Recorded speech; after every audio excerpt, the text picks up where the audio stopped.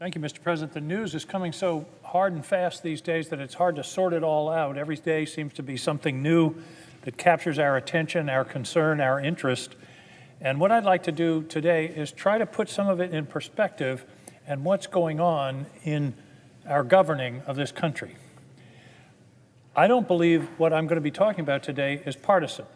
It should not be partisan, because what I'm really talking about is competent government and constitutional government. Really two categories: competent government and constitutional government. That should not be a controversial issue. Neither of those are something that we should be arguing about. It's what we have a responsibility to carry through in terms of our jobs here in the U.S. Senate. So the two categories I want to talk about, my headings are thoughtless and dangerous. First, I want to talk about thoughtless. The hiring freeze.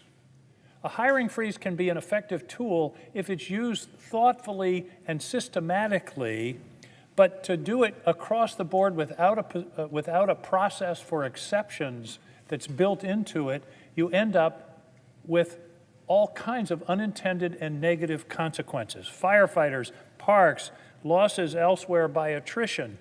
There should be a systematic exemption process. Now it's haphazard and random. Park seasonal employees first were under the hiring freeze, now they're not. It's sort of like, oh, never mind, we're going to be okay with park seasonal employees. VA frontline health workers were first subject to the hiring freeze. Then people said, oh, well, no, we didn't mean doctors and nurses, so that's okay, you can hire them. My point is, it's not a rational process. It's ready, fire, aim. Literally, ready, fire, aim is what we're talking about, and people aren't doing this in a thoughtful and systematic way. And by the way, the difference between frontline deliverers of care at the VA and the people who answer the phone, who were categorized as bureaucrats, I don't think there's a stark difference there. If you're a veteran and are seeking care and an appointment at a VA health facility and nobody answers the phone, that's a denial of benefits. That's a denial of benefits, just as if they close the door in your face. And that's what we're talking about, is weakening the systems that are serving our public. So the hiring freeze, it's possible to do a hiring freeze. When I was governor of Maine, I instituted a hiring freeze, but we did it in a systematic and thoughtful way. We had a process for dealing with exemptions, and without destroying the morale and throwing the entire operation of government into chaos. And by the way, why do we have the government? To serve the people. To serve the people. So let's talk about the next step, the firings. The famous fork in the road letter is a perfect example of a thoughtless way to approach a problem. The letter went to everybody. The letter wasn't selective. It went to everybody, all civilians in the CIA, in the National Security Agency, in the Defense Department. Also, of course, all the other civilian agencies. But it wasn't targeted in any way. It was, if you want to leave federal service, we'll pay you through September. But it hit everybody. Again, it's not a rational or thoughtful way to trim the federal workforce. You should be talking about where are we over, do we have too many people? Do we have overstock in terms of public servants? And where do we need more, for example? But instead, it went to everybody. By definition, that's not a rational process. Firing, let me just put this in perspective, by the way. On the fork in the road letter, the estimate as of today is 75,000 people have taken that option and left. And I suppose the people who are behind this think that's a great victory. The dollars saved to the Treasury from those 75,000 people represent 0.1% of the federal budget. So people out who are saying, we're cutting the budget, we're saving the taxpayers' money, 0.1%. That's not, given the chaos and the uncertainty and the deletion of services to our American people, I would argue that's not worth it. 0.1%. Everyone got these letters. People are being fired now in CIA, FBI, the VA. And on this letter, what if only the best people take the option to leave? Then you've really shot yourself in the foot. You've encouraged people who were going to retire anyway, or who could get a better job in the private sector. So it's almost it's anti-intelligent way to handle this.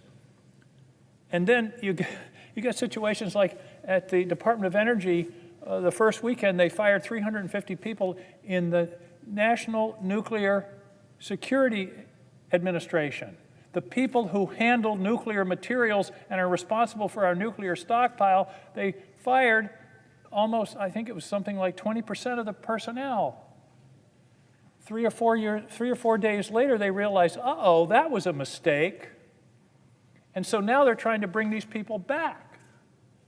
The point I'm making is a good, solid, thoughtful process wouldn't have made a mistake like that. They would have realized from the outset that these are jobs that we aren't going to be firing, we aren't going to be eliminating. It seems to be based on some kind of quota. I don't know what it is. And then, okay, so now we're seeing everybody being fired who's on probation. Probationary people who have worked for the government for less than a year or two. Okay, again, that's arbitrary. Being on probation doesn't mean you're an effective employee or not an effective employee. You could be one of the best employees in the whole federal government and you just came on and yet you're going to be fired. It has nothing to do with the productivity or skill of the worker. It has nothing to do with the importance of the position. It has nothing to do with the effectiveness of the agency in question serving the people of Maine. If you're probationary, you're gone. Here's another thing about probation. It turns out in the federal government, if you're promoted, you're on probation in the new position. You may have worked for the department for 5 or 10 years, you're promoted, you're on probation, you're fired.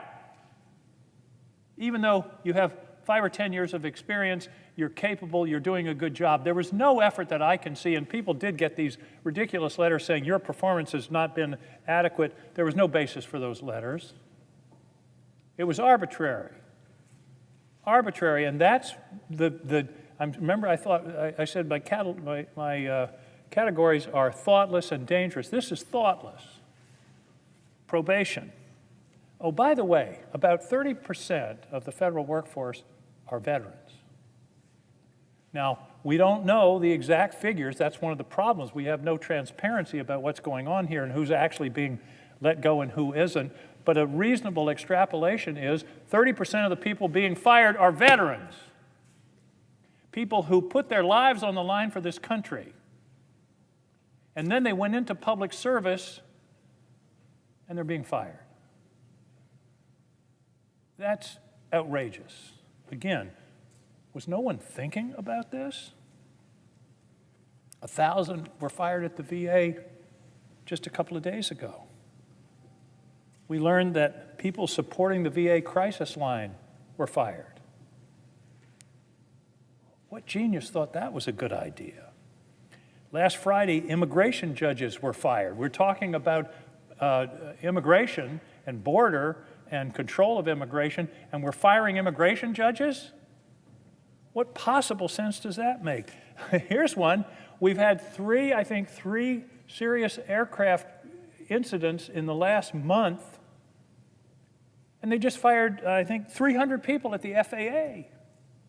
Great, including people who are in the business of maintaining the systems that keep our airplanes safe. In the wake of 3 serious airplane crashes, including one here in Washington that killed 67 people, we're firing people at the FAA? Give me a break. What kind of sense does that make? What kind of service is that to the people of the United States? Here's one that's not life or death, but the National Park Service. 1,000 people were fired last weekend at the National Park Service. I suspect they were probationaries. That means, okay, they'd only been there a year or two, but that doesn't mean they weren't in jobs that were important. And there's a headline in this morning's paper, chaos at the national parks. The lines are twice as long as they normally are. And if there's chaos at the national parks in February, Lord knows what it's going to be in June or July. In Yosemite, in the Grand Canyon, in Acadia, in my state of Maine. And here's a beauty. Some of these people that are being fired are people who collect fees at the park. So to save $1, we're going to lose $5 from fees not being collected. Genius. Come on. 5% of the workforce at the National Park Service are being fired. And I can tell you, I'm the co-chair of the National Park Subcommittee, the Energy and Natural Resources Committee. We need more people at the national parks, not less. We've had a staffing shortage going back half a dozen or 10 years where visitation is way up and staff is flat or declining. Now it's really declining. And this is a direct hands-on experience for the American people. Gettysburg. They've been laying off people at the battlefield. Last night, apparently, something called the Presidential Management Fellowship Program, a training program that's decades old that brings talented people into the federal government, eliminated. No explanation, no rationale, eliminated. Okay, that's the thoughtless part. And let me give you a little personal experience. When I was elected governor of Maine, we had a serious budget deficit. We were in the middle of a recession. And so we went through a process very similar to the impetus for what's going on now. We looked at the entire workforce of the state of Maine. But we did it in a thoughtful and transparent way.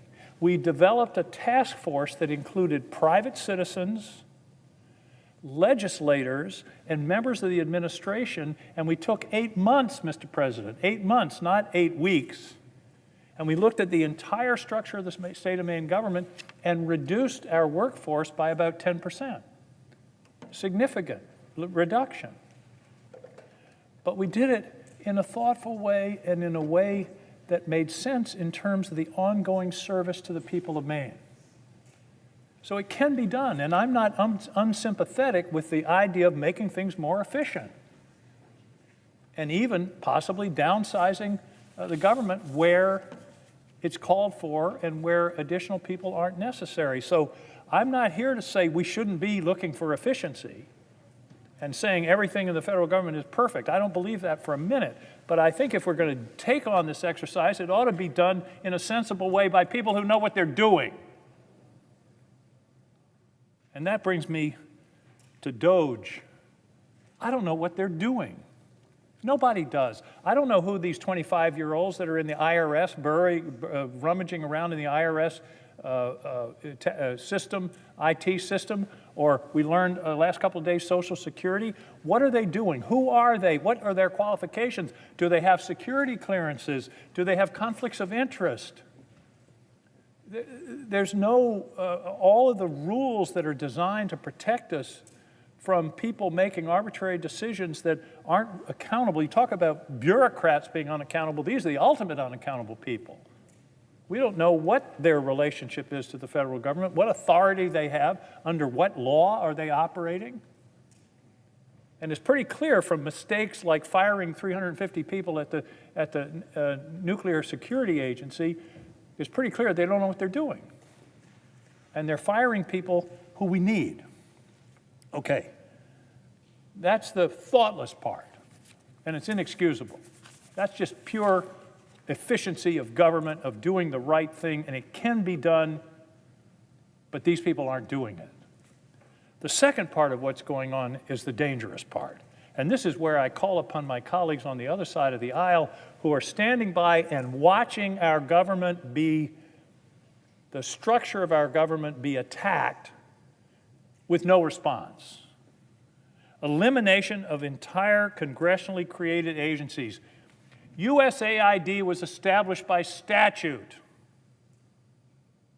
And over a weekend, these people fired everybody, closed the agency, took the name off the door, and threw the rest of the world into chaos where these people were working on important projects all over the world that were part of our outreach to the world. And you know what? As soon as we went out of business at AID, China's right in the market. It's like walking away from engagement with the world. It couldn't be a more self-defeating piece of work. And by the way, it's a tiny part of the federal budget. And James Mattis famously said when he was a general, if you cut the foreign aid budget, you're going to have to buy me more bullets. Foreign aid is part of the national security of this country, and to demolish this agency without any input from Congress, without any relationship to the Foreign Affairs Committee or anybody else up here in the Congress is grossly unconstitutional. It's grossly unconstitutional. And here's the problem, Mr. President. This isn't just a battle between the Senate and the House and the President and they're fighting about powers. No. The reason the framers designed our Constitution the way they did was that they were afraid of concentrated power. They had just fought a brutal 8-year war with a king.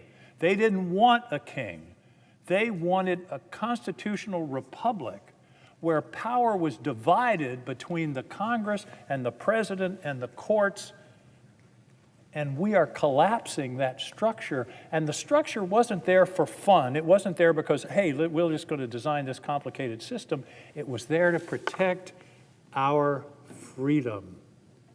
Because the people that wrote our Constitution understood human nature, and they understood a very important 1,000-year-old principle. Power corrupts, and absolute power corrupts absolutely.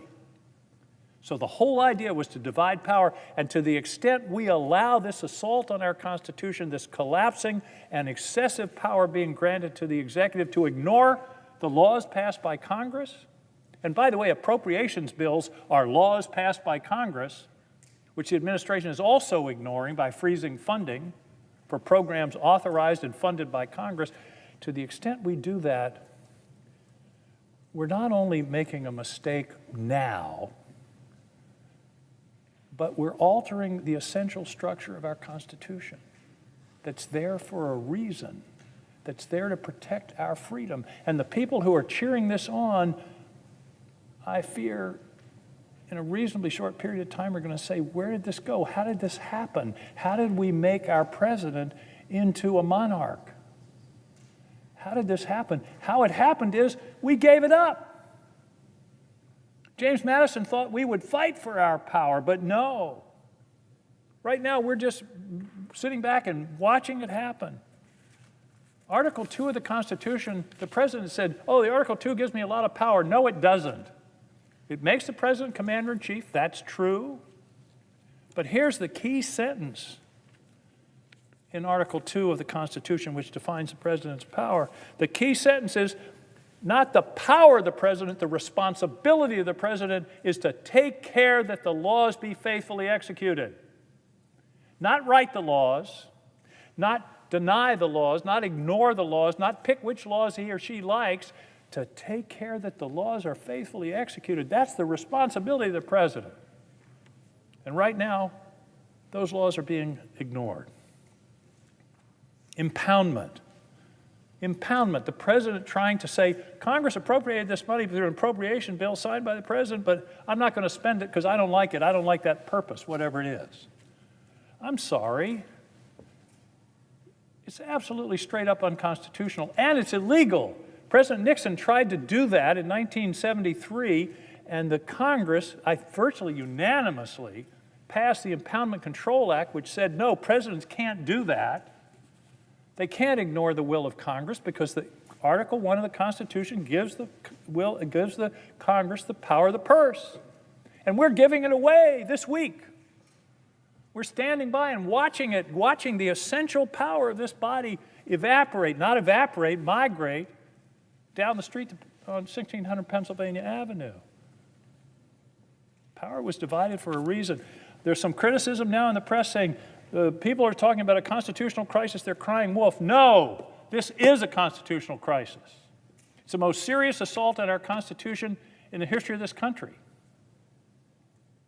It is the most serious assault on the very structure of our Constitution, which is designed to protect our freedoms and our liberty in the history of this country. It is a constitutional crisis, and I'll tell you what makes it worse. The president and the vice president are already hinting that they're not going to obey decisions of the courts. Many of my friends in this body say, well, you know, it would be hard. We don't want to buck the president and everything. We're going to let the courts take care of this. Number one, that's a cop-out.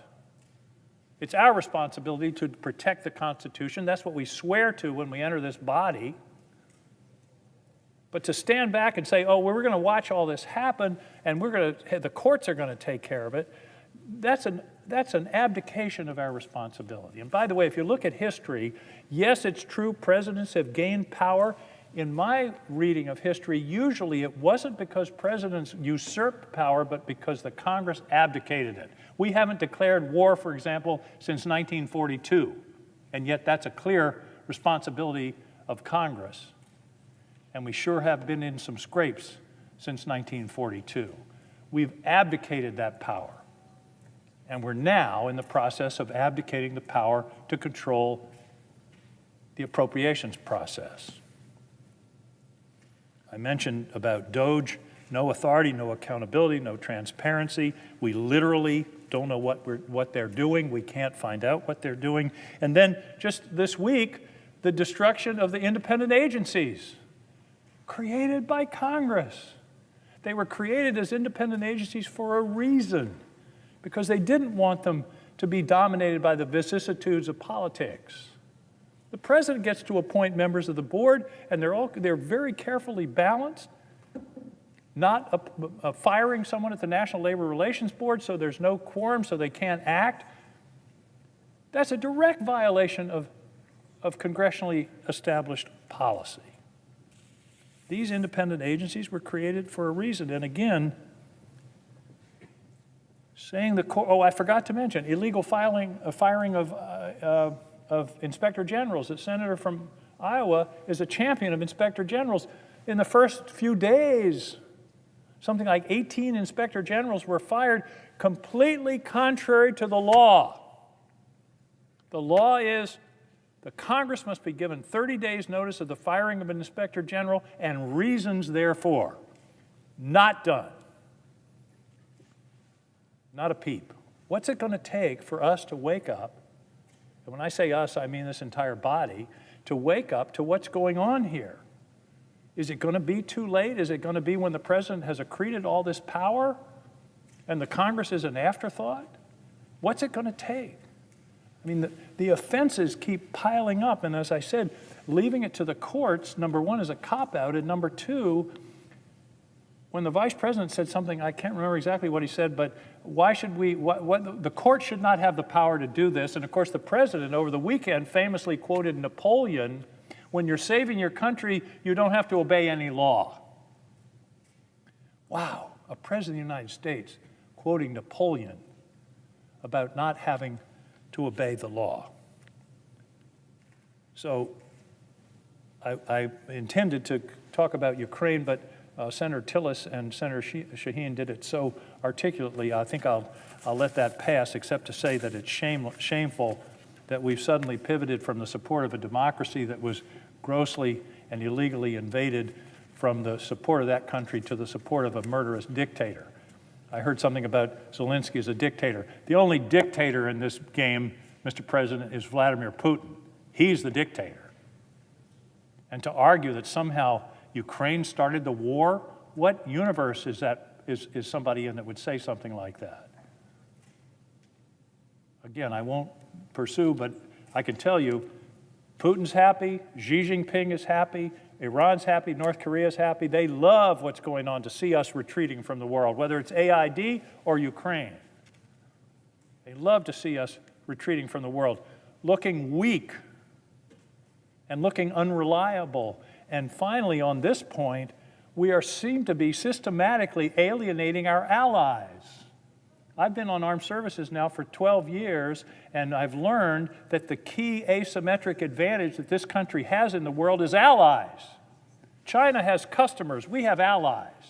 Well, we're giving that away.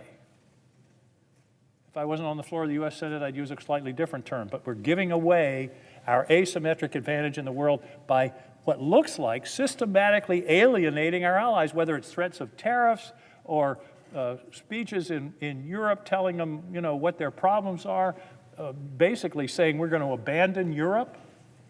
What a great idea. Abandon Europe at a time when there's a murderous dictator who has his eyes on the Baltics, on Poland, and who has said he would like to reestablish the Soviet Empire. The worst possible geopolitical thing that we could do would be to abandon Ukraine.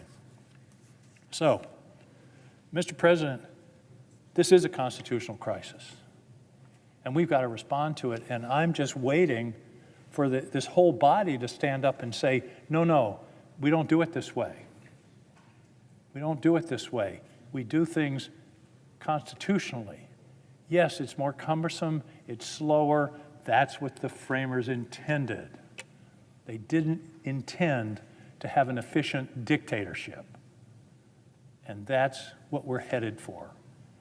Mr. President, this is a very dangerous moment.